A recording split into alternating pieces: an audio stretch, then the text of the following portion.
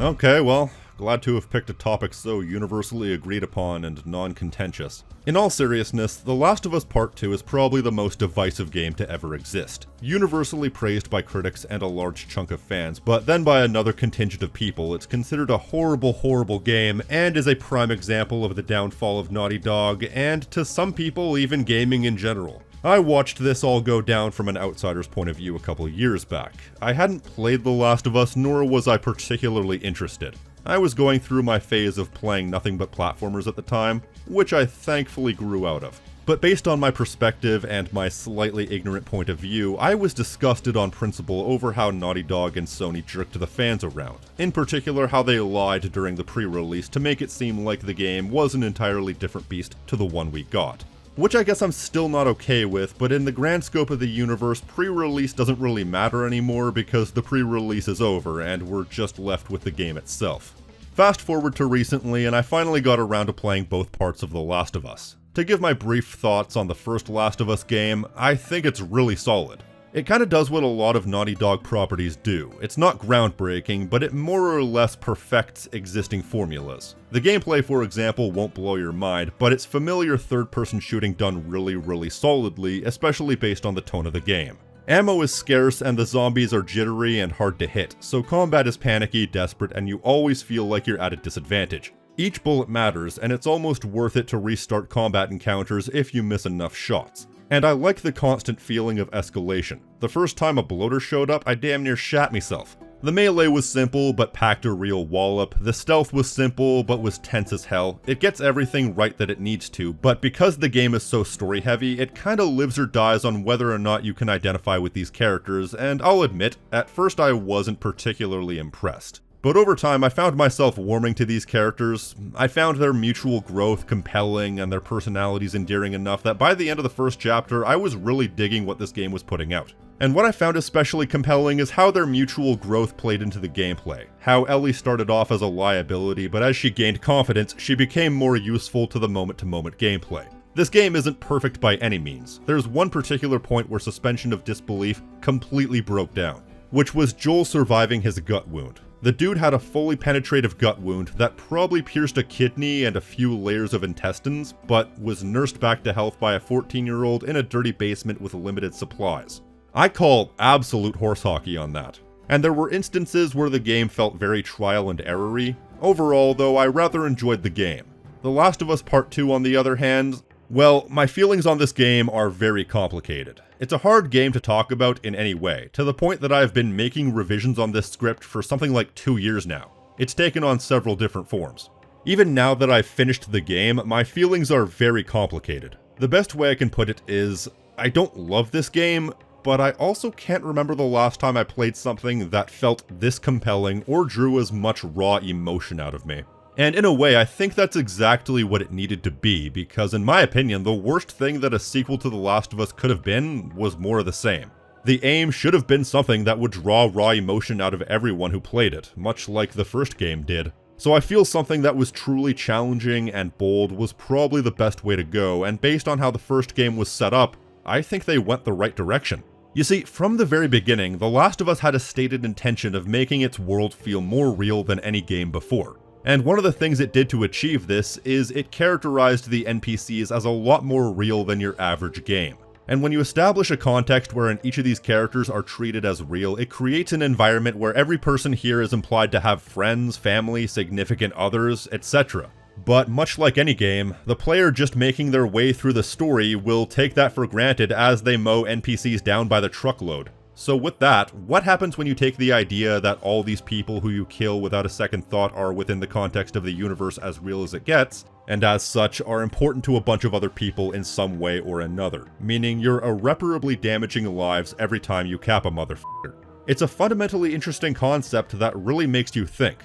A moment that most people will take for granted in the first game was when David expressed his anger that Joel killed a bunch of his friends. This is an example of that idea, but in that case, David is a cannibal murderer rapist, so who really cares what he thinks? But when you take somebody relatively innocent, somebody simply caught in the crossfire that didn't deserve to have anything bad happen to them, well, that's a case where you can't really justify it from the perspective of a real-world scenario.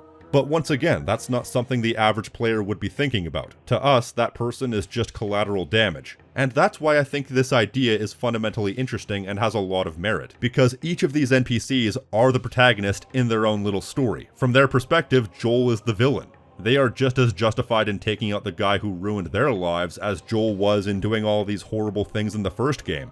Plus, the fact that they chose to frame the game around a complete non-character like the surgeon was genius, because on one hand, he's not even a named character. So it furthers the idea of NPCs being real, and he was also completely innocent. Just a guy doing his job who lost his life, or in my case got shot in the leg because he was in the wrong place at the wrong time. And with all that taken into account, this is probably the most natural way to follow up on the ending to the first game. Joel paying for his sins felt like an inevitability. Here's the thing, we're hardwired to like Joel because aside from playing as the dude, and therefore being automatically invested in his survival, we also saw his story.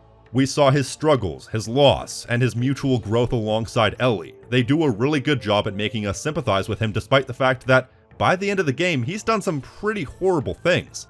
There's a scene where he tortures and kills two guys. Cannibal murderers, but he's still torturing them. You can't exactly claim self-defense at that point. We're on his side because we know he has the right intentions, but he's still torturing guys. That's kind of psychotic. The road to hell is paved with good intentions. One of Joel's last acts in the game is killing a woman in cold blood because there was a possibility that she might come after him. Not a guarantee, a possibility. And he knows just as well as the Fireflies do that Ellie would want to die if it meant even a possibility at a vaccine. But Joel doesn't care. He's not willing to let her make that choice because he believes her life is worth more than that. And I'm not saying Joel is a full-on villain either. One of the things I liked so much about the first game is that nobody can claim the moral high ground. Joel slaughtered the Fireflies, but they were corrupt, inept, refused to hold up their end of the bargain, and most damningly, took an unconscious girl and were about to kill her without even so much as asking her permission. In fact, they had to be talked down from killing Joel himself for no good reason if the audio logs are to be believed. But the point is, Joel had a lot to answer for and it felt like an inevitability, meaning that in a vacuum, The Last of Us 2 had a pretty solid foundation. To the matter of how it was handled, as will become quickly apparent, it's all a matter of perspective. You see, there's two layers of reality we're working with here. You're working with the internal logic of the game and the external logic of the game, and just because something works or makes sense from an in-game perspective doesn't mean it makes sense from a real-world perspective, nor does it mean the viewer has to like it. We are not part of this world, and we are only viewing it from the point of view of a structured story and how it works as such. So people are well within their right to simply not like the creative direction or how the story is handled. And of course, there is a significant portion of the player base that would have viscerally rejected the idea of Joel dying under any circumstances. But whether or not it was handled well is the question. So let's just jump straight to the elephant in the room. The scene where Abby brutally and methodically takes Joel apart piece by piece, and for an encore, has her goons kick the crap out of Ellie. I remember sitting through that scene, and at that moment I could totally understand why this was negatively received, because Abby essentially committed an unforgivable crime before we even knew who she was. So any hope of me sympathizing or identifying with her pretty much went out the window at that point. Anything after this would be too little too late. Regardless of Joel's sins, this was a character that we came to identify with being taken down by a character we barely know, and then later are expected to sympathize with. In this moment, I felt there was absolutely no chance of that ever happening. Part of it as well is while you can make the case that Joel deserved what he got, they also hold down Ellie and beat the crap out of her while she's restrained. She's a relatively innocent bystander who was only guilty of trying to save someone who clearly meant a lot to her. Something these people could probably have understood. She came in swinging and they quickly restrained her, but at that moment, they showed absolutely no compassion for her. It's the same idea as the torture scene from the first game. You can't exactly claim self-defense when you're abusing somebody who's completely defenseless. So, of course, they're only further digging their own grave in this case. And Tommy? Tommy literally didn't do anything to these people, but they pistol whipped him half to death without a second thought for the sin of being in any way associated with Joel. At this moment, this is not portrayed as a story where I will eventually identify with the antagonist. These people are treated as unambiguous villains, which I think is the point. Hammer home the idea that the protagonist of one story can be the antagonist to another story, and that everyone sees themselves as such. They see themselves as the hero to their story. But once again, nobody's obliged to interpret your story the way you want it to be interpreted. Something like that can only work if you equally identify with both parties, and results will vary from person to person. That's the funny thing about fiction versus reality. In fiction, it's entirely possible for us to identify with characters so strongly that they become like family to us. In fact, especially in video games, there's an inbuilt connection we have with the characters we're playing as because, well, we're playing as them. We go through our daily lives with the understanding that bad things might happen to us or our loved ones for no reason. That's just life. Things can happen because they just happen. But with fiction, it's different because these are deliberately structured stories that have to be written and produced. So it's entirely possible that something can be mishandled badly enough that it goes full circle and stops being about the diegetic elements within the work and starts being about the non-diegetic elements, i.e. the people behind the fiction and what the hell they were thinking. And while I'm not a hardcore fan of these games, I did understand in that moment why someone might viscerally reject this outcome to the point that it stops being about the game itself, even though I personally didn't feel that strongly. As much as I could say that Joel deserved it, and even though I knew what was going to happen in this scene, that doesn't change the fact that I sat there thinking to myself, yeah, whatever happens next to Abby, I don't care. But the fact of the matter is, they were obviously trying to give you that visceral gut reaction of hatred so that they can later yank on the choke chain, and that wouldn't have been half as effective had they not killed a character that we liked as much as Joel. When Sarah died, we understood the emotions of the scene, but we didn't know Sarah, so we weren't necessarily on the same page as Joel, who just lost his daughter. So if Dina or Tommy were the ones to die instead, I think it wouldn't have worked because it's the same idea. The characters are losing someone, but we the player aren't. But if you identified with Joel in the first game, Ellie's reaction will more or less be the player's reaction as well. So in retrospect, to me, the only thing that's bad about this is the fact that we didn't want it to happen. You can cinema sins the hell out of this game, but at the end of the day, there's nothing inherently bad about it from a structural point of view. I remember when I was a kid, I was a big fan of the show Daigatta Defenders, which is like Avatar: The Last Airbender by way of the game Yahtzee, and also about 60 or 70% less well written. Anyway, there's a major character death in the second season that f***ed me up. But without wishing to spoil, it was laughably sudden because the character had just reappeared after a long hiatus in the previous episode. The character death had little connection to the overall season arc, the circumstances surrounding the character death were incredibly contrived, and after all of one episode of mourning, the entire cast moves on as if the dead character was never there. It felt so cold and pointless, like it was just something on a checklist. I was mad at the writers there because it was a major plot point completely mishandled, but I didn't feel mad at the writers in this moment. I felt invigorated to go on this journey like few games have ever made me feel invigorated. As somebody who's only played The Last of Us for the first time recently, I feel like that's probably the intention, and it kinda ties into a personal philosophy of mine. Because I'm of the mind that you shouldn't necessarily give people what they want, because in this instance what they wanted was probably something where they didn't have to see the characters they like getting hurt to any great degree. Which to me is like a sequel to the Shawshank Redemption of them just hanging out in Mexico. It's nice to see these characters we like, but the story would have been vapid. And if stories were only what we wanted to happen, there would never be any tension. That's what fanfiction is for.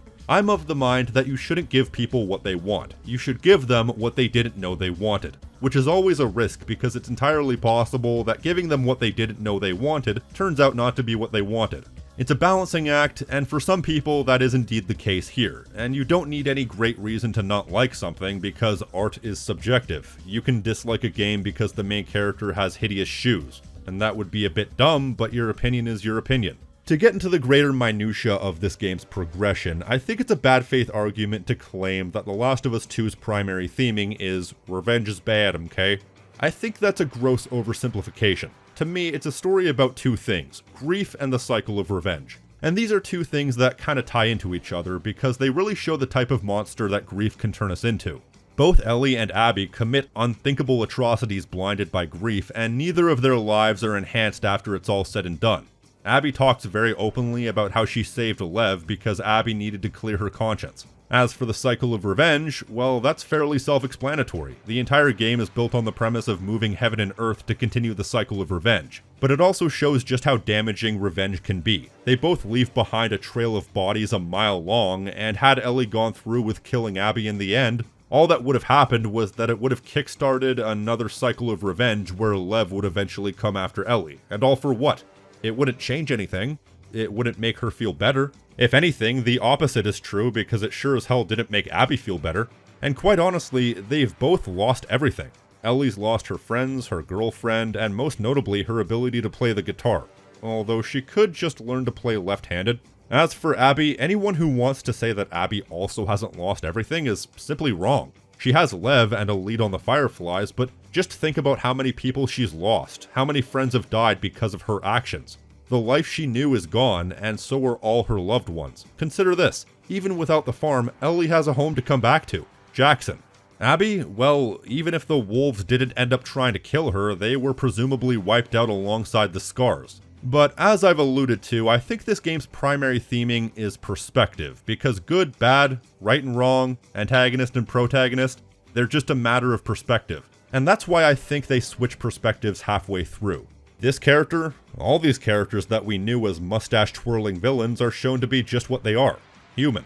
Despite starting out the game with a very narrow viewpoint, I honestly started regretting that viewpoint and started dreading the idea that all these characters were already dead as I got to know them. Some people crap on this game for having a skewed showcasing of morality, that is to say, Ellie shoots dogs, Abby pets dogs. But I kinda think that was necessary to get their point across, because we were starting at a point where we already didn't like any of the wolves. So they had to work to build Abby and her crew up, whereas we already liked Ellie, so they didn't need any help to build her up. Honestly, it will vary from person to person, but the shift in perspective worked on me. People want an easy answer for the question of who are the villains of this game, and I thought at first that the wolves were the villains. The early game's narrow scope matched the narrow viewpoint that we and Ellie had. But then the scope of the game opened up and I started to get a wider view of the larger story surrounding this game, which was obviously larger than trying to hunt down a couple of nondescript murderers, and I thought the scars at that point were the villains, but then the wolves started slaughtering the scars with no remorse.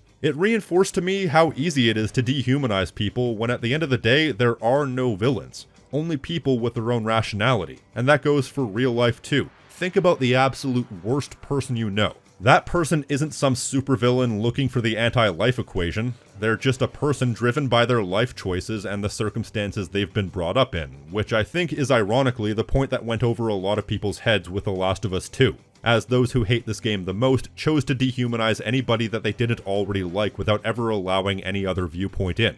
Joel, Ellie, and Abby all had their own rationality when doing the things they did, and they all faced the consequences. And honestly, by the end of the game, I genuinely didn't want to kill Abby anymore, especially not in the epilogue. By that point, all I saw was a scared, abused puppy where the big bad wolf used to stand, which I guess works on multiple levels. And if I was given the choice in that moment to either kill or spare her, I'd have spared her. She'd suffered enough. I was willing to meet this game halfway on the story it was trying to tell, and it honestly worked on me. But at the same time, once again, I could see why it wouldn't have worked on someone else. I was talking to a friend who hasn't played the game and describing the epilogue to him, and he has a fairly family-oriented mindset, and he told me straight up if he was in that situation, it wouldn't matter how much that person would have suffered, you don't mess with one's family. But then again, the same could be said about both Abby and Ellie. It's such a complicated matter. So I guess the question is, what could have prevented the backlash, or at least lessened it?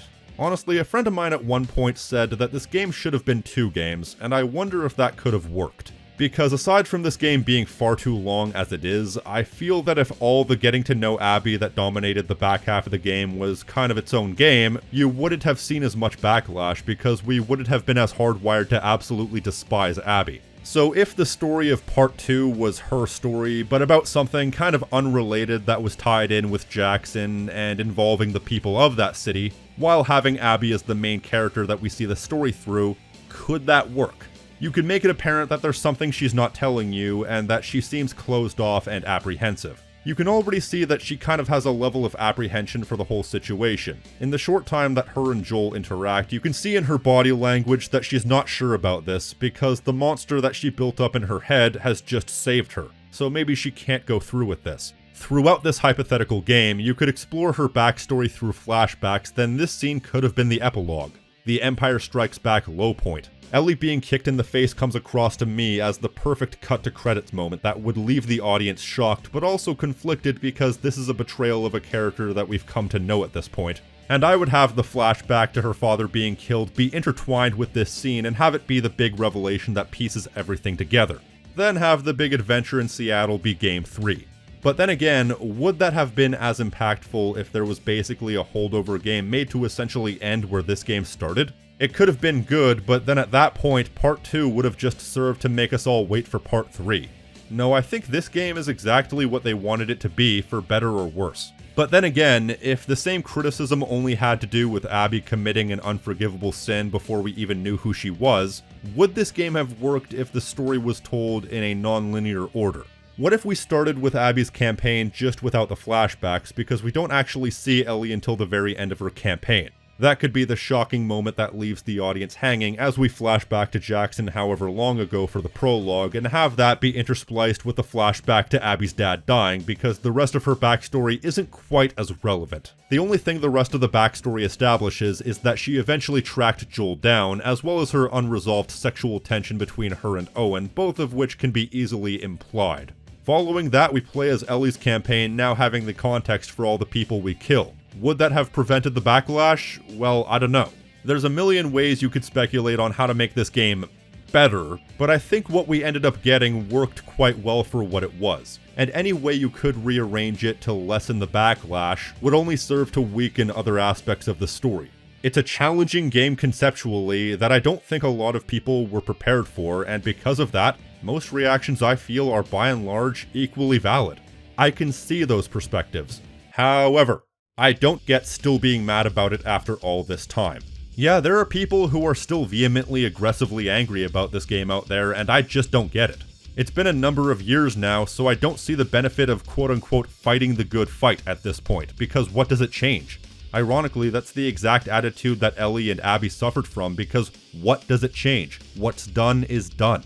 I don't relish the idea of being angry, especially in my own free time, because I'm of the belief that why should I make myself mad in my own home? So if you're still vehemently mad about The Last of Us 2, take a deep breath and really examine if it's worth it. There are more important things in life than being mad about a video game. Take that energy and just put it into something else, because being perpetually fundamentally angry is not a healthy mindset.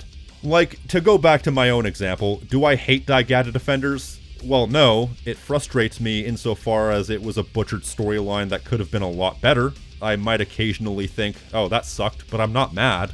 I don't think about it all the time, and I sure as hell don't make it my personality. Because it ultimately doesn't matter, and I have better things to worry about. And I also feel as though there's a lot of ridiculousness surrounding people's attitudes on these games. It seems like this series is now considered to be tainted by original sin. Back in 2013, I hated The Last of Us on principle, but it was considered to be a masterpiece by most people outside of a fringe minority.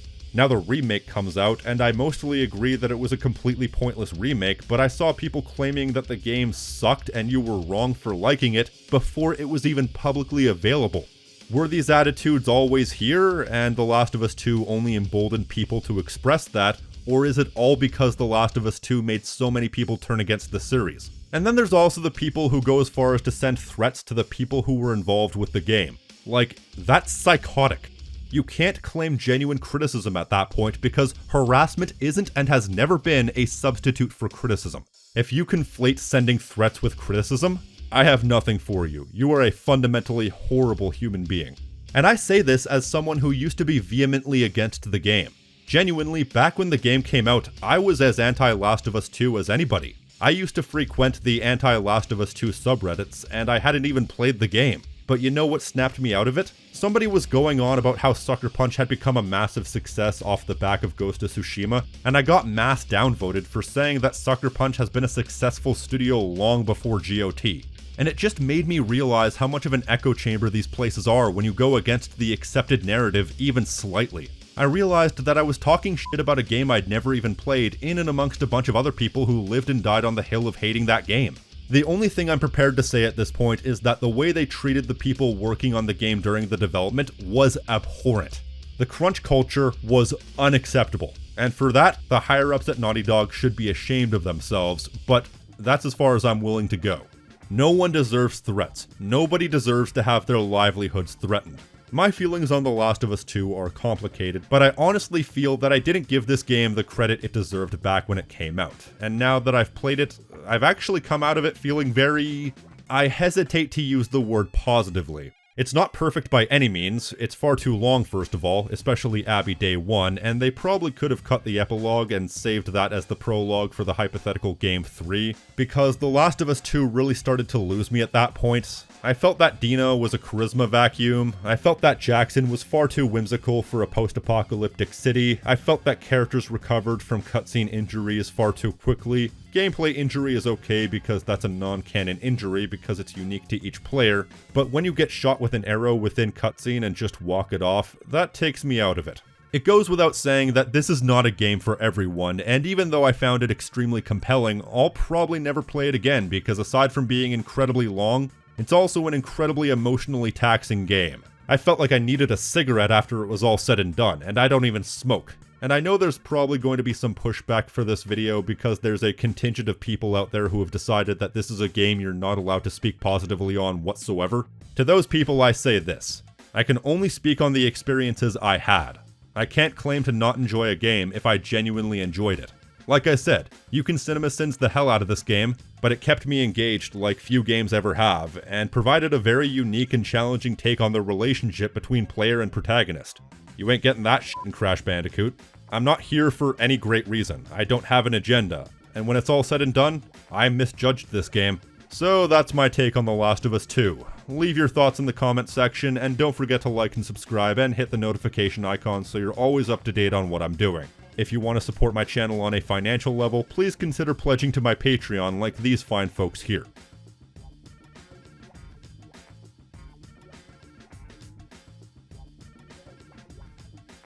And an extra special thank you to users Raaf, Inutsu, GAW004, and PharmaCat84 for going above and beyond. Otherwise than that, I've been the King of Snark Style right here on Tactical Bacon Productions, and I will see you next time. Peace!